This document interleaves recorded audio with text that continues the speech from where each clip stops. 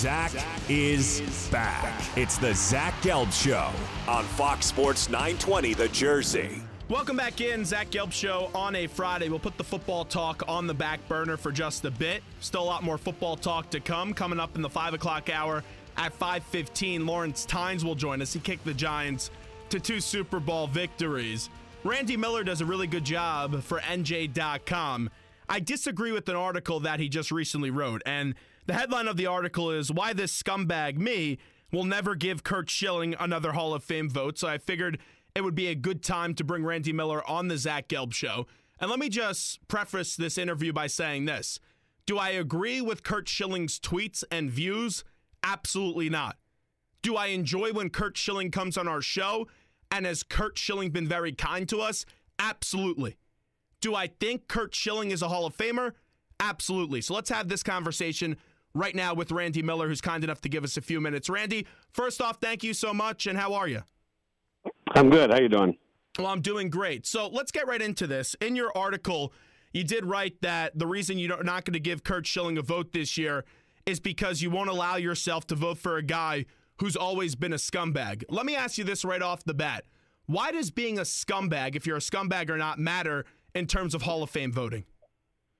Well, the term scumbag in that story was kind of a play off of Schilling calling the voters scumbag and the other day. And keep in mind that this is not the first year that I did not vote for Schilling. I changed my mind last year on Schilling. And my reason is that I'm not voting for him has nothing to do with his political views. I'm conservative. He's conservative. Has nothing to do with him being fired at ESPN. When I changed my mind last year, it just got me to thinking and asking. Every year that I do this, I did the Phillies for 16 years. I cover the Yankees now. And I take the Hall of Fame vote very seriously. And I speak to a lot of former players, executives, friends of mine in the game. Glenn Wilson, former Philly player, is a good friend of mine. I talk to him about players. Jim Thome, I talk to a lot of players, and I feel like their opinion means something. So, and when Schilling was saying a lot of these things, and I would say, hey, here's my ballot.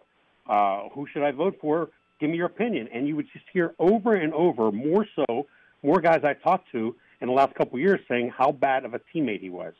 And me being around the Phillies for 16 years, including from 96 to 2000 when Schilling was there, I saw some of this firsthand.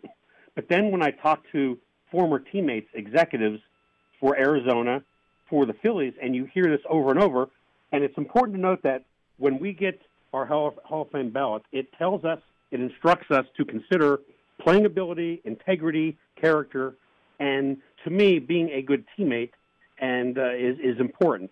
Now, if this is Greg Maddux and I'm on the border, and we can disagree that Curt Schilling is a Hall of Fame or not, and I voted for him for 2 years. You called him great, so to me, great players go in the Hall of Fame. He was great for where I have difference with the people who vote for him all the time is that I don't know that he was great enough long enough. For instance, I think we can agree Don Mattingly in his prime was a great player, right? Okay, sure. Don Mattingly is not in the Hall of Fame, though, because he was not great long enough. I grew up in Pittsburgh. One of the guys who I loved was Dave Parker as a kid.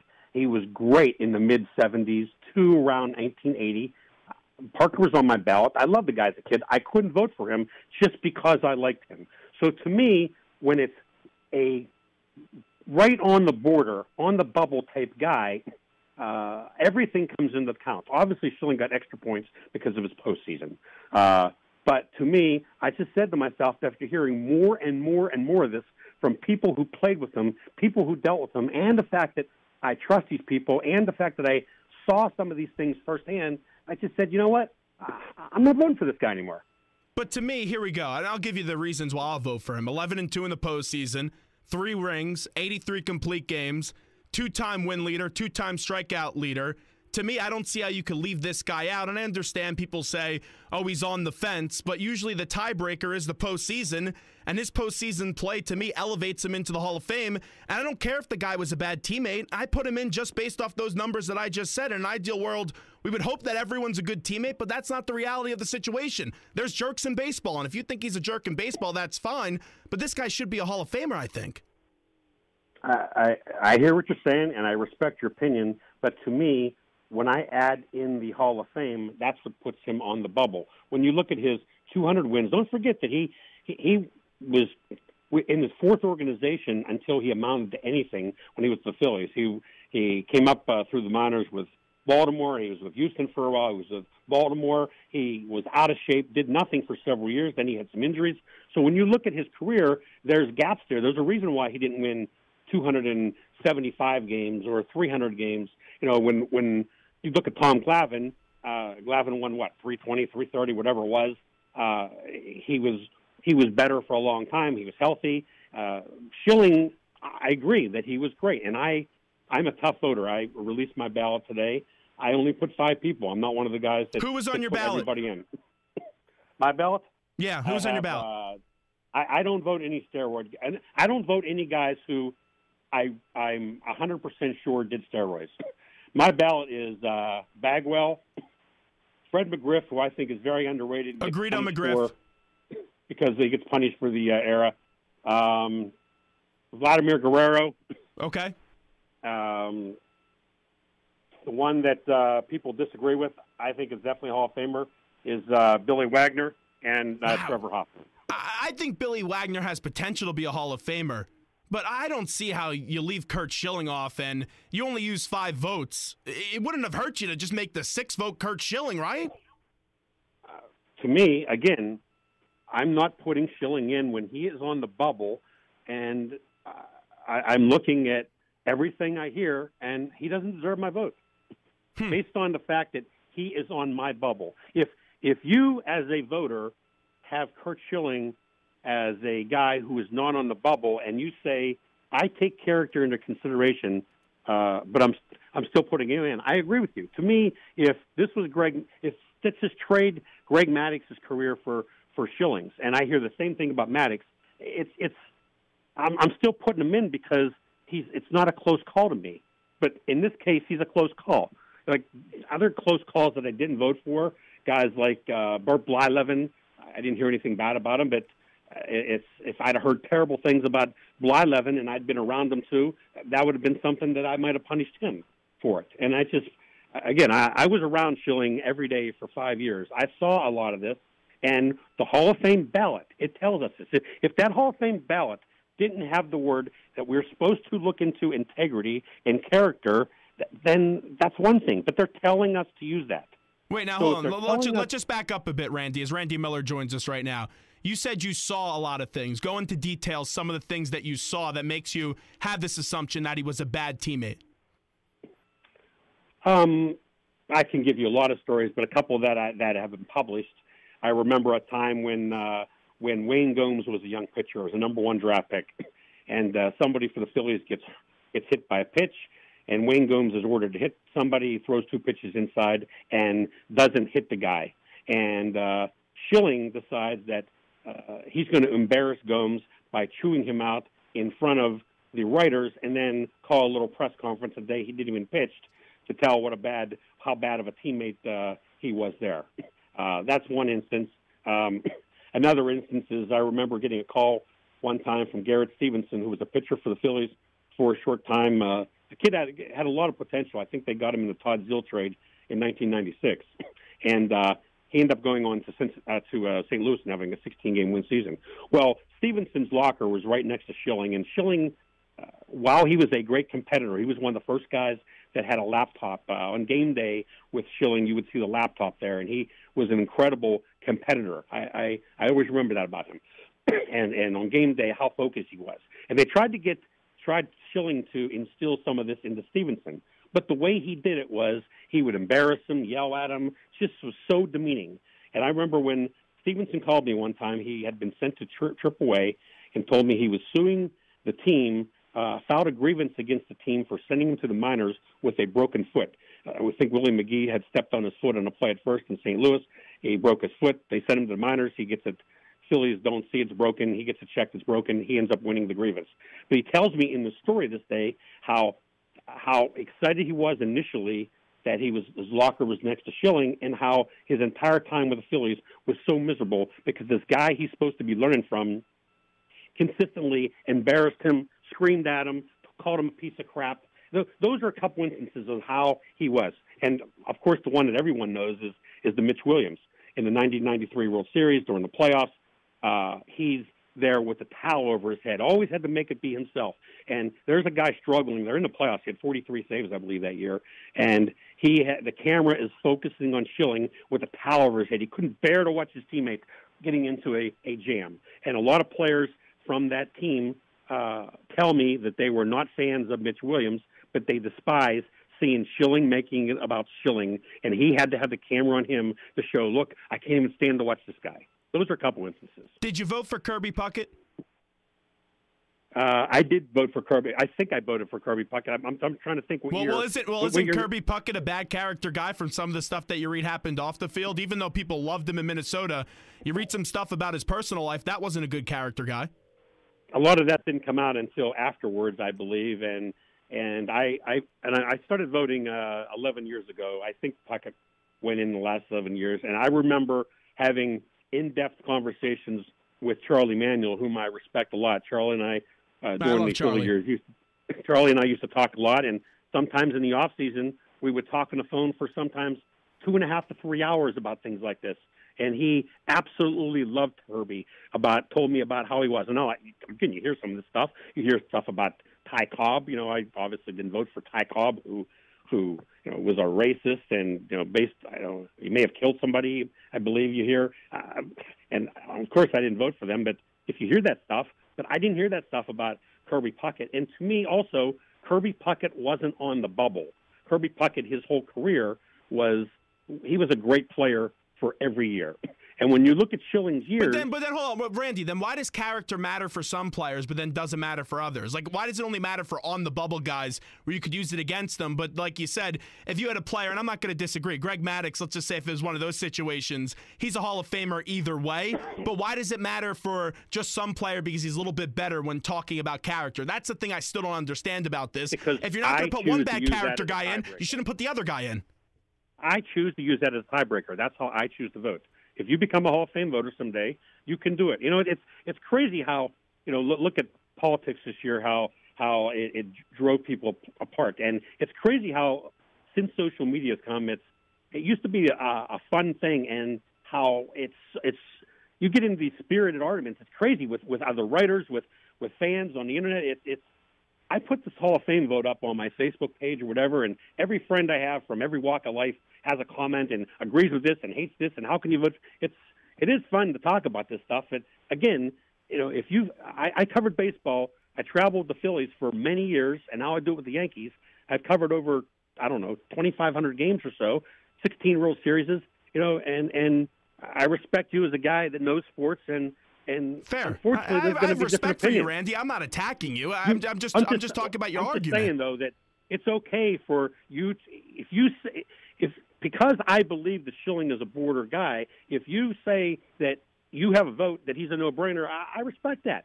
I wouldn't respect you for voting for Matt Stairs, even though he's a good guy. If you voted for Matt Stairs, I wouldn't vote for him. But here's my biggest problem, Randy. Vote to have a beer with Matt Stairs. Yeah. Oh no, Matt's been a guest of this show. I love him. I tell him to his face he's not a Hall of Famer. But here's the part. I feel like there's a lot of times where there's writers that because they had a contentious relationship with the player, and it doesn't only happen with baseball, it happens in every sport. Like Terrell Owens should have been a first ballot Hall of Famer last year in the National Football League. But just because the media had a contentious relationship with the player, you shouldn't hold that against the guy. Like my dad covered, my dad covers Steve Carlton. Steve Carlton didn't talk to anybody, but if you ask my dad if you put Steve Carlton in the Hall of Fame, it's a no-brainer. Of course, that's a no-brainer. Carlton almost he won 360 games or so, and here's again, I hear what you're saying. It seems like you have a personal vendetta against the guy, and you're holding that against him. Here's the thing: when I covered Schilling for 5 years, our relationship for 4 of the years was very good. Schilling, in fact, if you read the story, Schilling and I are probably related. Yeah, it's an awkward family dinner. I can tell you that. and for 4 years. I remember showing him, literally walking up to him and showing my family tree, and he's laughing about it. And I think it might have been Paul Hagen at the time, joked and called him Cousin Schill or something like that. And we kind of joked about it because his father grew up in Somerset, PA, and my great-grandparents on my father's side had a bunch of Schilling relatives from Somerset, PA, which is about maybe an hour from Pittsburgh or so. But anyway, for 4 years, our relationship was very good. I remember Schilling idolized Willie Stargell as a kid. I was a big fan of Stargell. We had a lot of talks of Stargell. I remember interviewing Stargell one day, and Schilling called me over afterwards to ask what I talked about. And basically, our relationship went sour after that Garrett Stevenson thing. Heck, when how'd you give it to him back, by the way? Because you mentioned that in your story, that you gave it back to Schilling, and you didn't really get into details. So how'd you give it back to him? I'm curious about that. But that was actually from the Marlon Anderson story. What happened there was, and he had been mad by this point.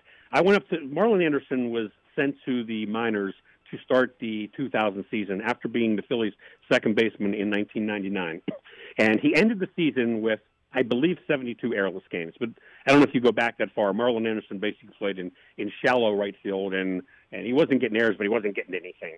And Francona couldn't stand him and did not want him on the team. They sent him to the minors. But Marlon Anderson at this point was about 26 years old. So he was not a 21-year-old kid. And I go up maybe May or so of that season to do a story on whoever the hot prospect was. Maybe it was Pat Burrell. And I talked to Marlon Anderson, and Marlon is ripping the organization. I had 72 airless games. If they don't want me here, then they need to just trade me. So I get to the ballpark next day. I'm sitting in the dugout, the team's stretching, and Schilling is yelling, "You ought to be a movie critic." He's just going back and forth, yelling and yelling. And I yelled back. I said something to the effect of, "You're not the only guy allowed to have a forum on this team. The kid's 26 years old. You rip the owner. You rip your teammates. And he's not allowed to have a forum? That's ridiculous. He's 26 years old. I don't need your crap." And afterwards, good job. I like a feisty journalist. That's a good job out of you. Going back and at him. Afterwards, players came up to me and were it was like I scored a touchdown or something.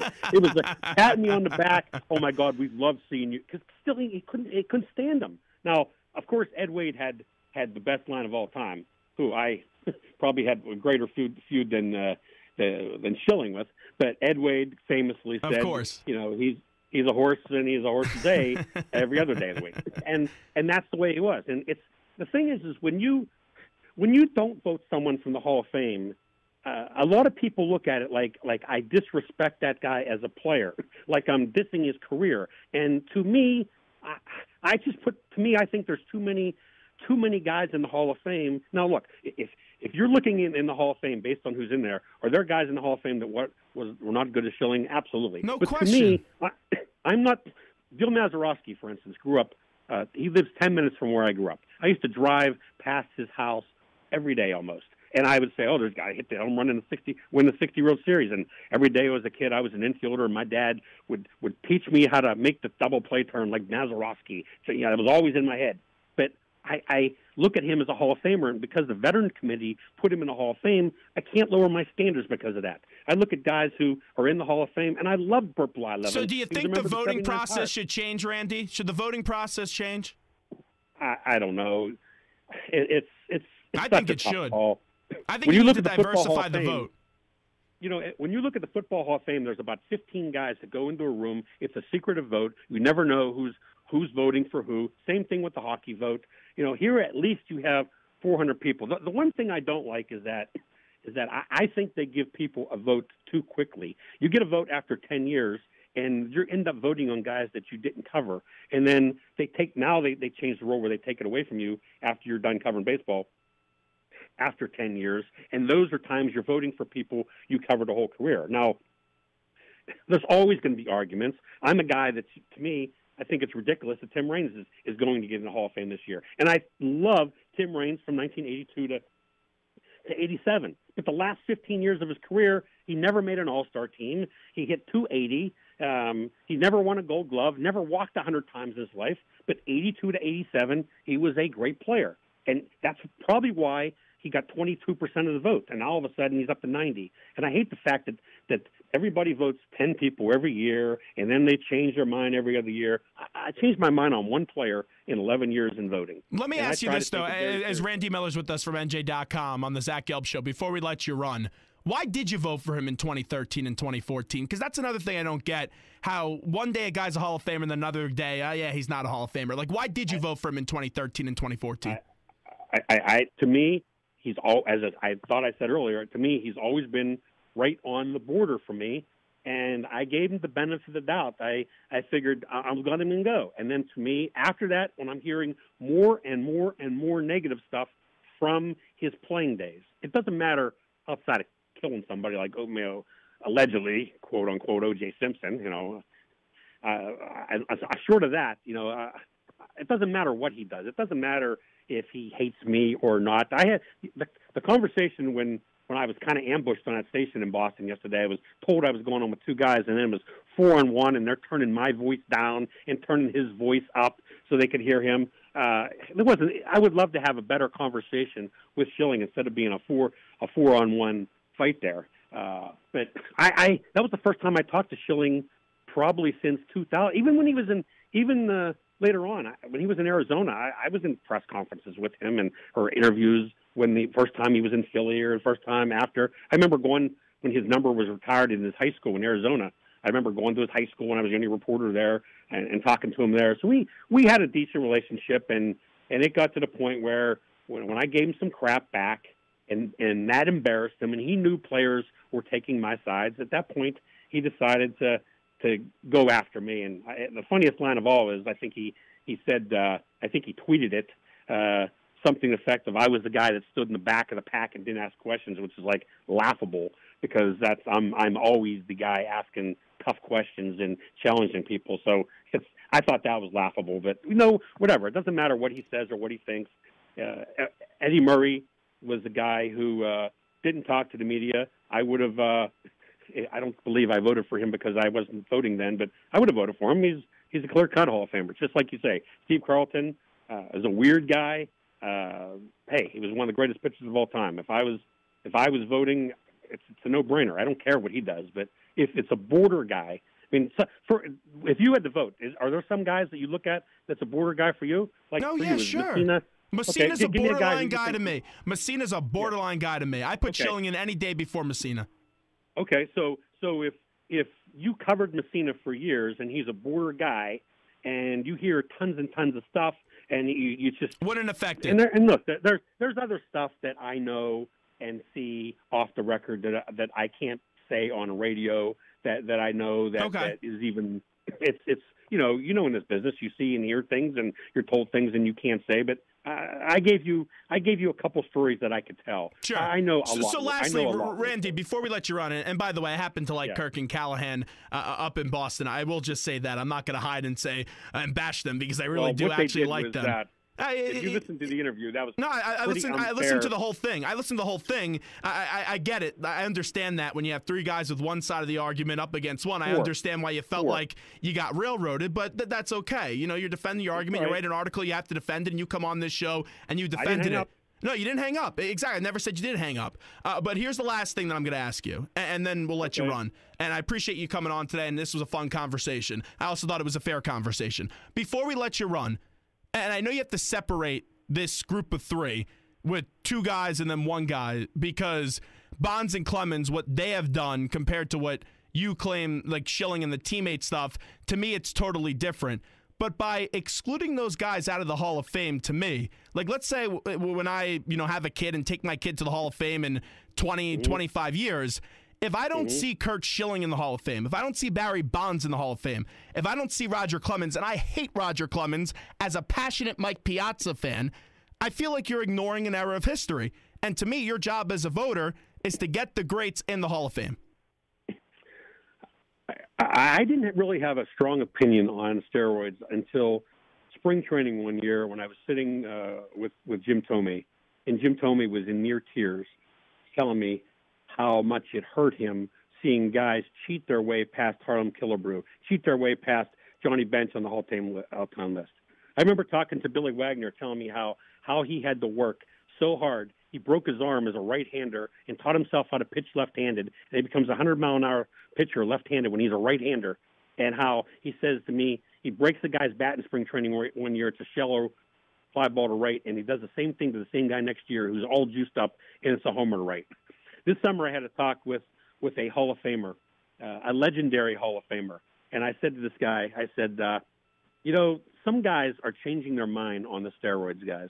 what do you think I should do? You know, what do you, and he said to me, Randy, that greatly disappoints me to hear you say that. Don't you ever change your mind. We did things the right way, and these numbers, baseball numbers, are sacred. Hank Aaron's number is sacred, and he blew it by. And I had a good relationship for a long time with Bonds because I was in Pittsburgh, and when he came to Philly, we talked about mutual people we know. I used to be pretty tight with Leland. He loved Leland. And I feel bad because you're right. He is an all-time great. But trust me, I don't know if you've ever been to Cooperstown, which is I have. incredible. I've been there multiple times. Great place. And the same things with Pete Rose. There's a lot of... He should be in, too. If you walk through there, you will see tons of Pete Rose and Barry Bonds things. They just do not have a plaque. And realistically, I don't spend a lot of time in the plaque room anyway. And I hear what you're saying.